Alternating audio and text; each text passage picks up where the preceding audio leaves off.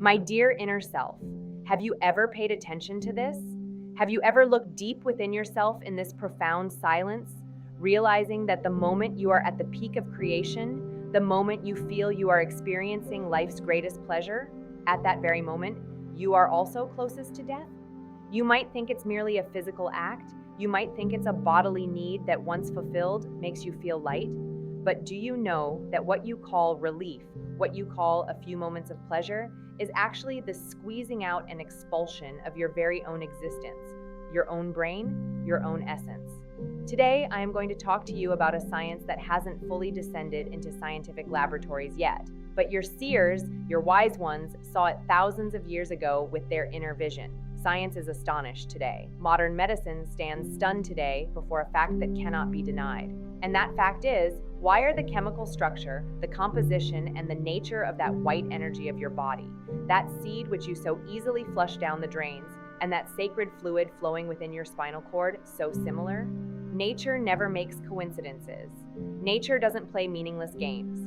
If it has made the essence and that fluid of the brain alike, then a very deep secret is hidden behind it. A secret that, if you understand, will set you on a journey from human to divine. And if you don't understand it, you will remain just a machine that does nothing but convert food into waste. Just think, nature has placed your brain in the safest vault, beneath the strong bones of the skull, and even there, it's not kept dry. Your mind, your brain, is floating in a special type of fluid, in a special type of water. Science may call it whatever it wants in its language, but in the language of yoga, this is the same soma essence. This is the same energy that, if it flows downwards, gives birth to life, and if it ascends upwards, it gives you a new birth. The problem is that no one ever told you where the treasure within you lies.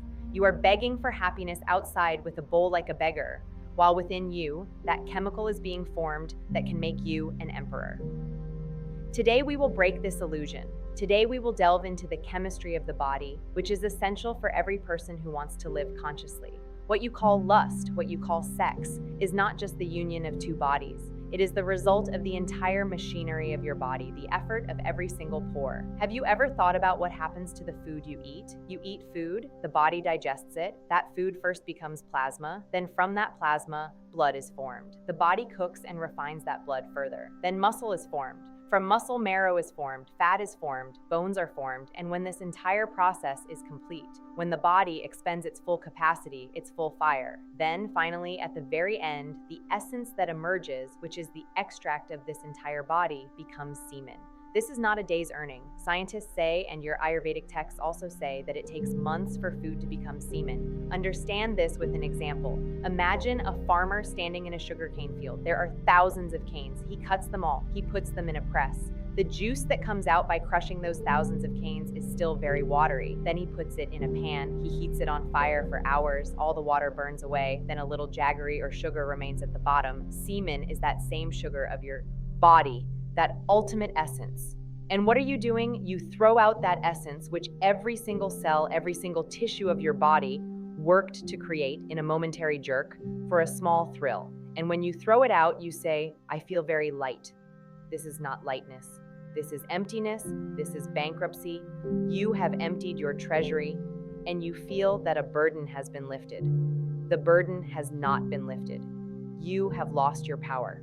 Now, a very deep point needs to be understood here, and listen to it very carefully, because this is the turning point where a person misses. There is a deep connection between your semen and your nervous system. When modern science analyzed semen, when they looked under a microscope to see what was in it, they found the same elements that are found in the cells of your brain: lecithin, phosphorus, and many such subtle proteins that are used only and exclusively in the formation of the brain. Remember these two names, lecithin and phosphorus. These are the elements that are the wires of your nerves. Just as there is copper in an electrical wire, so too in your nerves. What you think with, what you feel with, what forms your memory, all of that is made from these very elements. Now the math is very simple and quite cruel. The body has a limited store of phosphorus. The body extracts a little phosphorus from what you eat. Now the body has two paths before it. Either it gives that phosphorus, that valuable chemical, to your brain so that your intellect becomes sharp, your memory becomes keen, and there is a glow, a radiance on your face,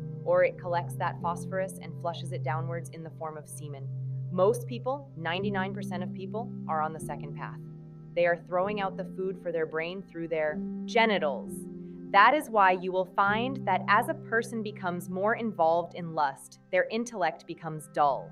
They don't remember things. A fog descends within them. The problem that today's youth generation is struggling with the most is brain fog, a mist in the mind. Everything is blurry. They cannot make decisions. There is a lack of self-confidence. They get nervous over small things. Why? Because the engine that needed fuel, you spilled its fuel on the ground. Now you are pushing it. Your brain is parched. The level of the fluid in which your brain should have been floating has fallen. Understand it like this. There was a pond where lotuses bloomed. You opened the drain and let out all the water. Now without water, the lotuses will wither. The lotuses will rot. Your brain has become like that dry pond today. You complain that you don't feel like studying. You complain that you can't meditate. How will you meditate? Meditation requires energy. Meditation is not a trivial matter. Meditation requires a tremendous flow of energy that goes upwards and you have no energy left. You discharge your battery every day, and then you expect the bulb to light up. The bulb cannot light up.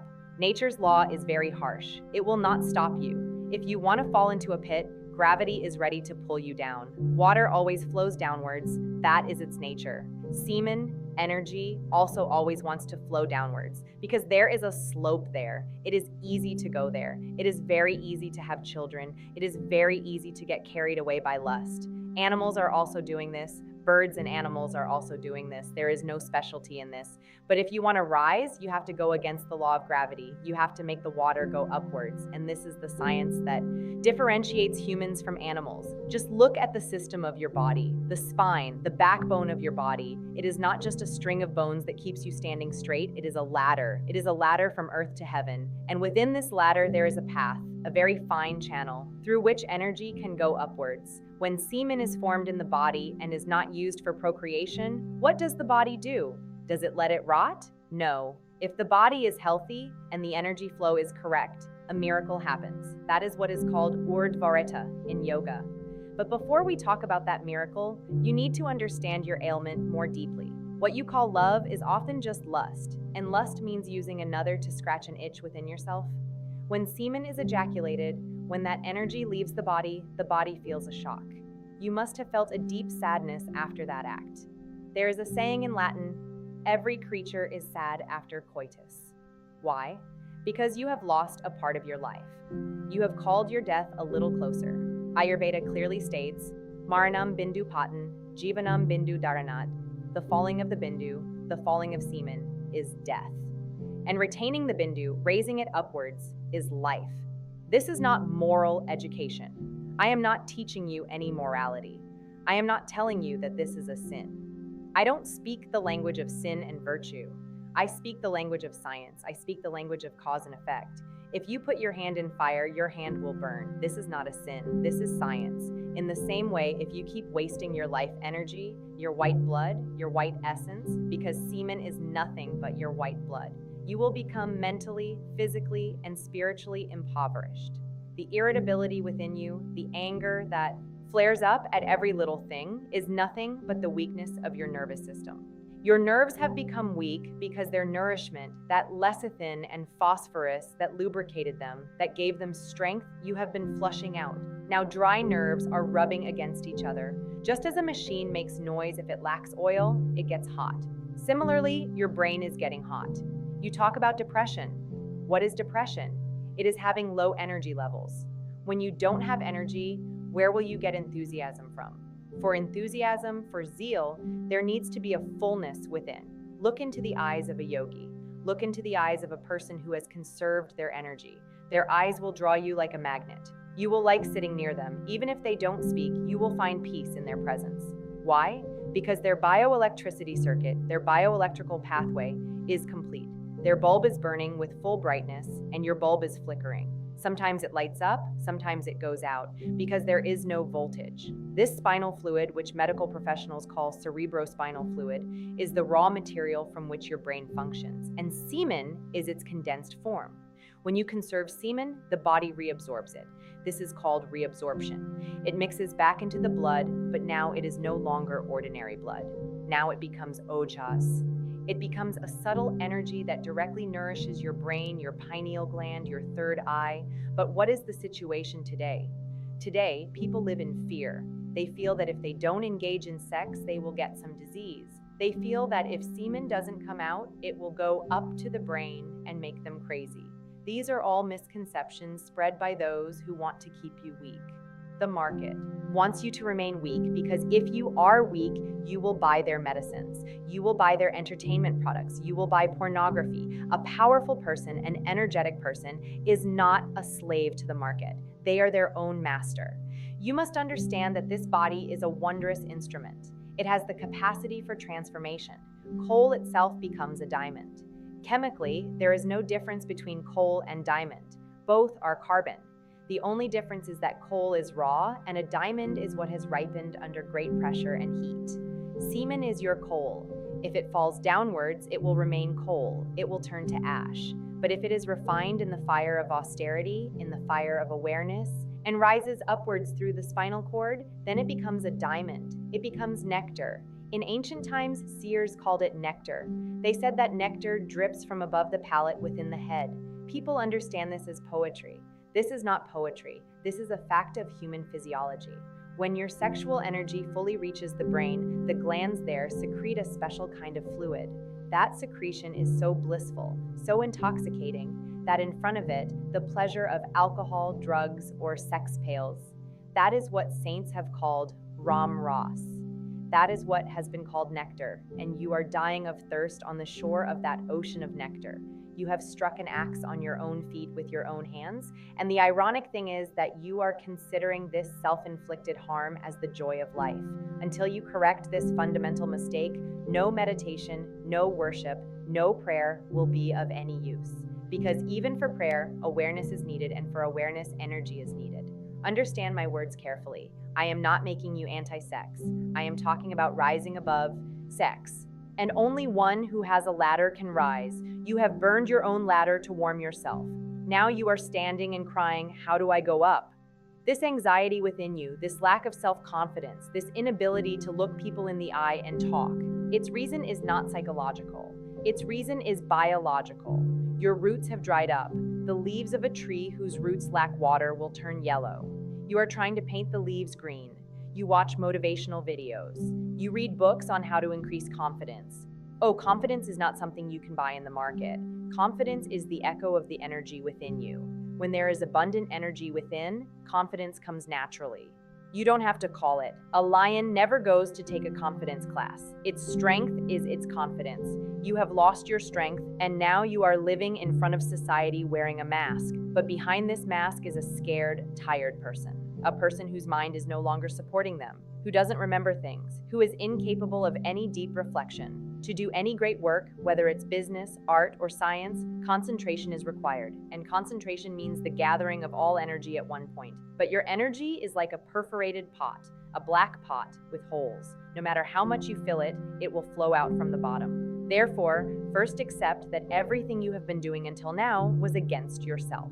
This body is your temple, and you have turned it into a garbage dump. But it's not too late yet. As long as there is breath, there is possibility. This science is so precise that if you turn in the right direction starting from today, right now, your body will repair itself. Your brain will once again be filled with that fluid. That dryness will end. That fog will clear. But for that, you need to understand that process. You need to understand the alchemy that transforms semen into ojas. What is that alchemy? What is that science of rising upwards? It's not just about stopping. If you just stop it and don't give it away to go up, it will rot. It will make you sick. That's why many people who practice celibacy without understanding become deranged. They go crazy. Energy should not stop. Energy must flow, but not downwards. Upwards, my dear inner self. We are now stepping onto that journey which transforms an animal into the divine. So far, we have talked about how you are being robbed, how you are flushing your own wealth down the drains. Now we will talk about how to save that wealth, that energy, and not just save it, but how to transform it. Because remember, merely saving energy is not enough. If you just stop the water, build a dam, that water will rot. Worms will appear in it. Water must flow. If it doesn't flow downwards, it must flow upwards. Stagnation is death. Flow is life. The spinal cord in the center of your body, which we call the backbone. It is not just a framework of bones. It is the greatest highway of your life. It is the path that connects hell to heaven, that connects Muladhara to Sahasrara. Muladhara, where your sexual energy, your lust, lies dormant like a coiled snake, and Sahasrara, which is in the uppermost part of your brain where the thousand-petaled lotus of consciousness blooms. Science says there is a very fine channel inside the spinal cord. Medical professionals call it the spinal cord, but yoga calls it sushumna. This sushumna is the wire through which electricity ascends. When semen flows downwards, it creates life. Children are born. But when this very semen, this very energy, rises upwards as steam from the heat of austerity, it gives birth to the sleeping God within you, to the Buddha within you. Understand this process. In scientific language, it is called sublimation.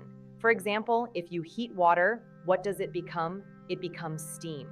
Water's nature is to flow downwards, but steam's nature is to rise upwards. Water can never go up unless it becomes steam. Similarly, your lust, your semen, is that water. It will always flow downwards. No matter how much you try to stop it, no matter how many rules you bind it with, it will find a way downwards. And if you forcibly stop it, it will create distortions in your personality. You will become frustrated. You will become filled with anger. So what is the way? The way is not suppression. The way is not oppression. The way is heat. The way is fire. Give that energy so much heat that it turns from water into steam. And where will that heat come from? That heat will come from awareness. That heat will come from meditation. Sages of ancient times called this tapa, austerity penance. Tapa doesn't mean standing on one leg in the forest. Tapa means generating heat. When lust awakens within you, when you feel that energy wants to flow downwards, what do you do at that moment?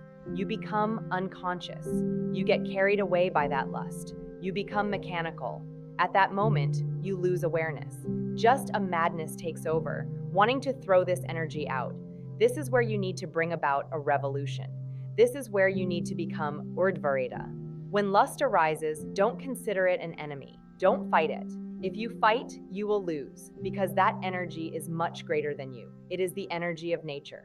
Don't fight it, welcome it. Close your eyes and watch that energy. Just see that a storm is rising within. Just as you sit by the sea and watch the waves, similarly watch the waves of lust rising within you. This watching, this witness consciousness, this witnessing is that fire. As soon as you consciously observe lust, a miracle happens. That energy, which was yearning to go out, to go downwards, suddenly changes its path. Your watching gives it warmth. It gives it heat, and that semen, that energy, starts leaving its grossness and becoming subtle. It starts turning into steam.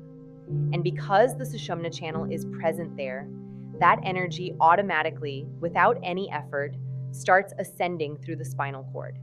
You don't have to do anything. You don't have to install any pump. It is spontaneous. As soon as water turns into steam, it rises towards the sky. As soon as semen becomes ojas, it rises towards the brain. And when this energy reaches the brain, when it penetrates all the chakras of the spinal column and enters inside your head, the event that happens there is what saints have called Amrit Varsha, rain of nectar. There, in your brain, what science calls the pineal gland or pituitary gland, and what yoga calls the Shiva Netra or third eye, a friction occurs. When this new energy, this fresh ojas, collides with the dry cells there, an explosion happens, an explosion of light, an explosion of bliss. A nectar begins to drip from within your head. This is not poetic imagination. A yogi knows this by taste. It is sweet, sweeter than honey. When that nectar drips, your entire body, your entire being, plunges into a state of ecstasy that no alcohol in this world can provide. And then for the first time, you realize what diamond you were selling for pennies. The little pleasure you got from letting it fall downwards is billions of times less than the pleasure of raising that energy upwards. But for this journey, you will have to make some changes in your lifestyle, in your daily life. You cannot build a temple by eating garbage.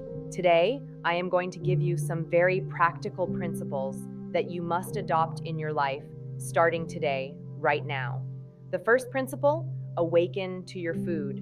You become what you eat. As the food, so the mind. If you eat very spicy, very heavy, tamasic food, a lot of chili, a lot of garlic, onion, meat, alcohol, then you will never be able to raise this energy upwards. Why? Because these things create excitement in the body. These things certainly generate heat in your blood, but that heat is of fever, not of austerity. It is of fever. These things directly strike the lower centers of lust. When you eat very heavy food, all the body's energy is consumed in digesting it and managing that poison. And the excitement that is generated compels you to run towards sex. A yogi's food is sattvic. Sattvic means light, easily digestible, and that which brings coolness and peace to the body. Fresh fruits, green vegetables, milk, ghee, these things thicken your semen. And remember, what is thick is difficult to drain. What is thin, like water, flows out through a small hole. Today's people who are eating fast food, food full of chemicals, their semen has become thin like water. Therefore, the ability to retain it has been lost. The problems of nocturnal emission and premature ejaculation are all a result of your wrong food. So change your food from today, purify it, make it like an offering. The second principle, fasting of thoughts. What are you filling your mind with 24/7? What are your eyes seeing? What are your ears hearing? Today's entire society, cinema, advertisements, all are filling you with lust. Wherever you look, there is nudity. Wherever you look, there is provocation. If you watch images of lust 24/7, you will have similar dreams at night and energy will flow downwards. You will have to guard your eyes. This doesn't mean you should blind yourself or tie a blindfold, it means choice. You have to choose what you allow inside you. Whenever such a sight comes before you, whenever such a thought arises, don't cling to it. Let it come and go like a guest. Don't offer it tea and snacks.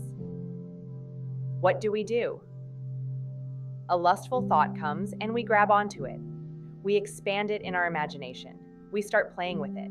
This is the mistake. The coming of a thought is not in your hands, but clinging to a thought or letting it go is in your hands. As soon as a thought comes, immediately shake yourself. Take a long, deep breath. Straighten your spinal cord and bring your attention to your breath.